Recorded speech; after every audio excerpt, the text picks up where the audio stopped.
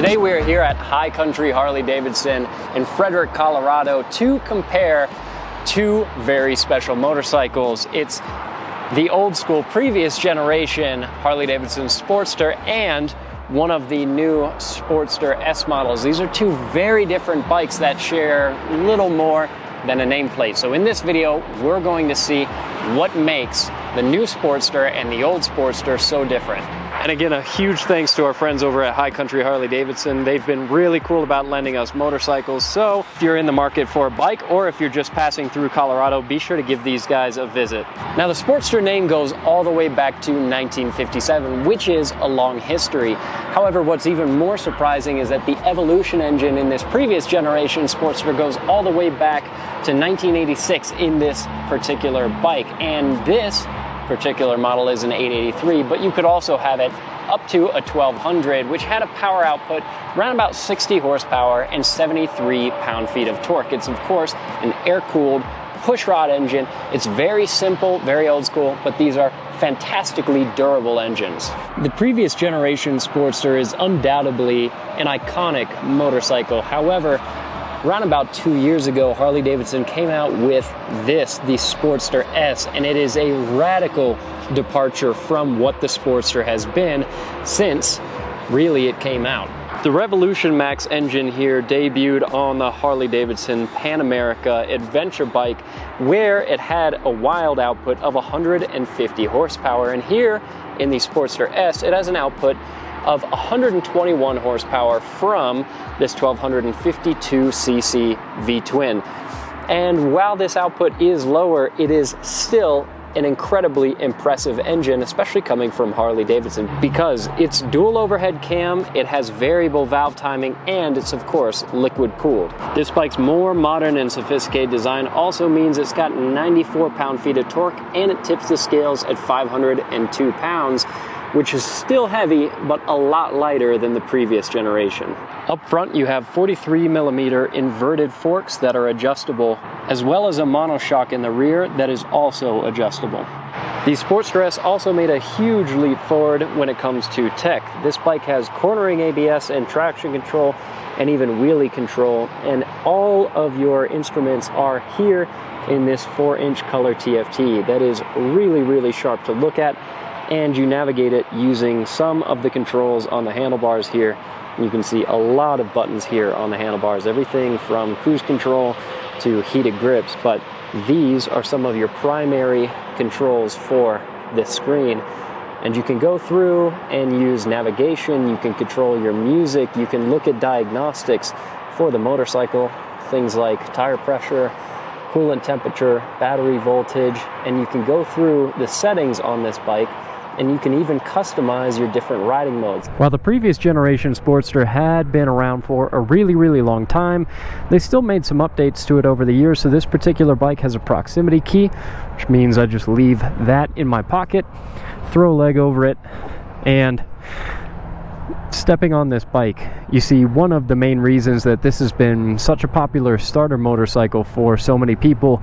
It's got a really, really low seat height, which means even though these are heavy bikes, they don't feel all that heavy to throw a leg over, because look at all that bend in my knee, and I'm not even an especially tall guy. I'm at 5'10". This still feels like a very, very manageable bike. Now let's pull onto the road here.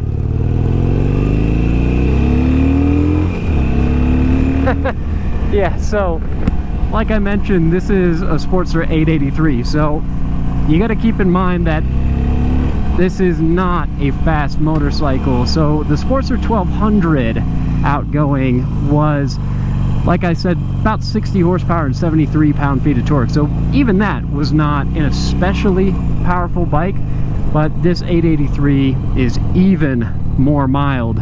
But it still has that character of Harley-Davidson.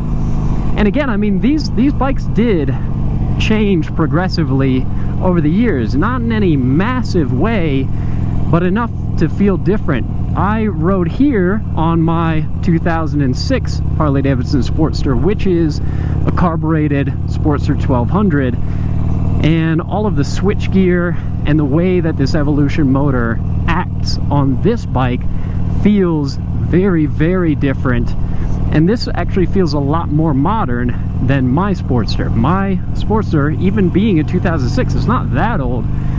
It feels noticeably still more old school than this. You know, I love the classic Sportster. Like I said, my 2006 Sportster is right over there.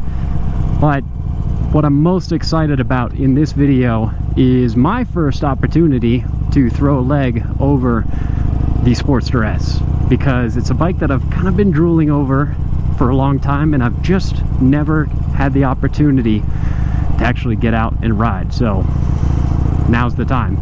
And like I mentioned, yeah, this is my Sportster 1200. It's been on the channel before. It's been a really good bike for me. It's part of the reason that I know that those Evo motors are durable. But this is something totally different. Oh man, good stuff. First time even thrown a leg over the Sportster S, genuinely. And it's still a pretty low seat height. I mean, it's taller than it was over there, but yeah, this still feels like a decently approachable bike. It's still got some heft to it, but I'll be interested to see once I actually get moving if I'll be able to feel that weight difference. And the other funny thing that you notice right away is that right when you start this bike up, it's got a very different sound and character than what you're kind of used to on Harley-Davidsons. If you're used to Harley-Davidsons, it doesn't have the traditional Harley-Davidson kind of sound to it, which is one of the cool things about the Evolution motor. I mean, as ancient as that engine was, it gave you exactly what you expected from this nameplate, from Sportster and from Harley-Davidson. Yeah, it's truly a Harley. That's what it sounded like and what it felt like. And I'll give this bike a second to warm up here. Already, this feels like a bike that's much happier to lean and much, yeah, this would be a much more fun bike to corner on, I can already tell. And unfortunately, here on the Front Range of Colorado, there's not really much in the way of windy roads. If you go up into the mountains, you can find them, but the mountains are about an hour from where we're at right now. Also, not a ton of suspension travel over these bumps. You wouldn't expect a lot of suspension travel from looking at this bike because it sits pretty low, which looks really good. But over that bigger bump back there, yeah, I could definitely feel that it's a pretty short travel bike. Drop down to first and give it a good twist of the throttle. Whoa! Yeah!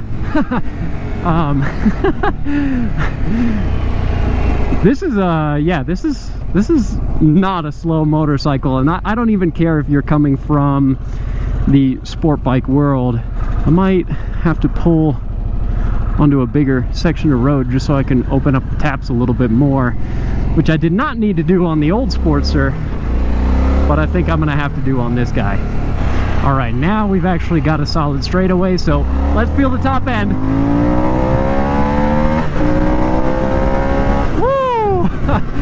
Man, that's good. I like that a lot. This is a really impressive performing bike, but the thing about it is that, I mean, that was spectacular. I really enjoyed that, if you couldn't tell.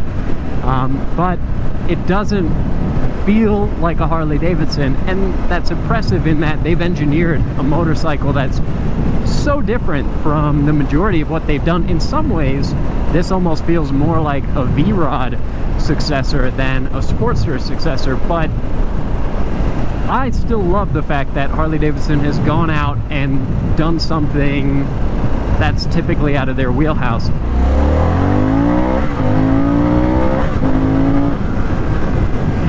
Nothing about that sounds like a Harley to me, but it's really good. Something else I'm noticing about this bike is that you're not really getting all of the heat pouring up from the engine onto your legs that you would get from the older Sportsters, because this bike is liquid cooled. Wow, and I'm so not used to having different riding modes on a Sportster that I just realized I was in road mode that whole time and not sport. Man, it feels so close to wheel spin when you do that, which it very well may be. Now, just for reference, as I head home on my 1200, we will do just a little bit of a comparison, because those two Sportsters are a lot more modern, but there's also just a massive gap between an 883, the previous generation, and the 1250 Sportster S. This is somewhere in between those two, and this is an 06 Sportster. It is carbureted. You can tell these are different hand controls on this bike, not just because this bike is modified, because this is the factory switchgear that came on this bike, but it's because it's an older Sportster. There's actually a lot that's different about it. When it comes to acceleration, for me personally at least, I think that my 1200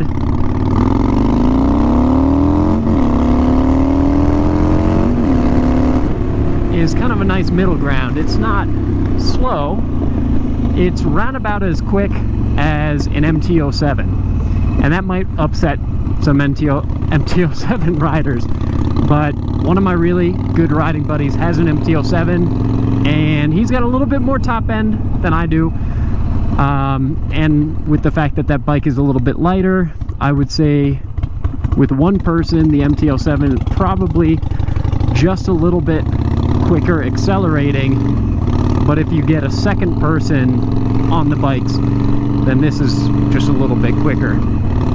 So, you know, this is not a fast bike, but it's also not slow. It's a power output that is low enough that you can actually wring it out really almost any time that you want to. That Sportster S is a diabolical motorcycle, an incredible and a much better handling bike than any of these older Sportsters, but just purely in terms of power output, this is a lot more manageable.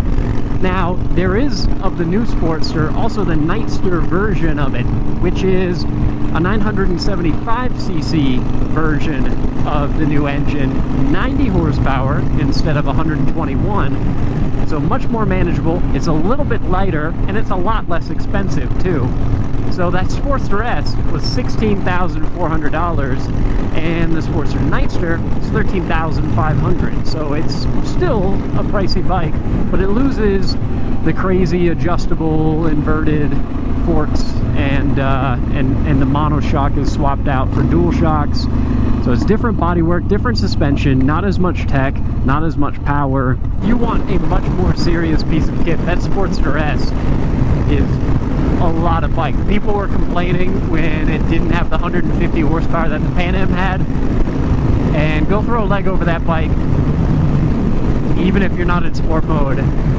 It's a lot. I am not upset that it didn't have that full 150 horsepower. Now, let me know in the comments down below which bike you think you would want to have in your garage, or which bike you do actually have in your garage. And until next time, enjoy the spring weather.